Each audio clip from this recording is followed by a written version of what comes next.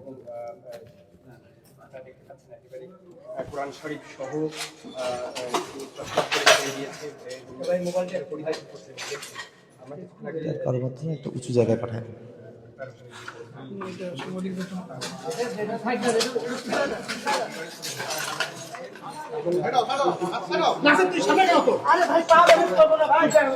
আসতে ভাই পা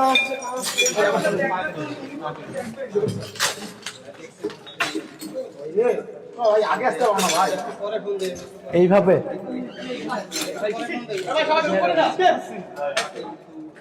এইভাবে মানুষের এত পুরনো সংসার এইভাবে তছনছ করে দিয়েছে।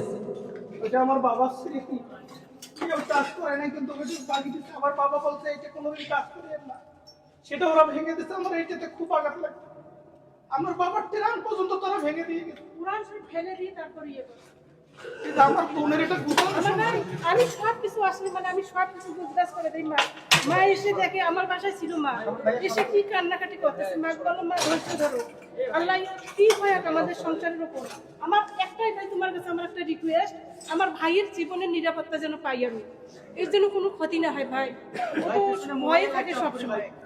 তোমার কাছে আমার একটাই অনুরোধ ভাই, জীবন মৃত্যু আল্লাহর হাতে। সেটাই তো আমরা দুনিয়াতেও ন্যায় বিচার আমরা করবো ইনশাআল্লাহ। ভাই 4 ভরি স্বর্ণ, 2 লাখ টাকা তাকু নাই, সবগুলো ওইখানে ছিল, সব ভাঙা।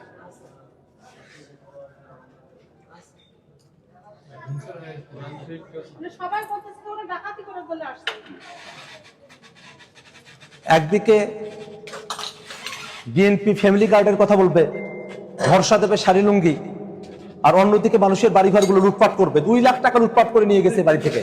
1.5 ভরি স্বর্ণ, 4 ভরি স্বর্ণ,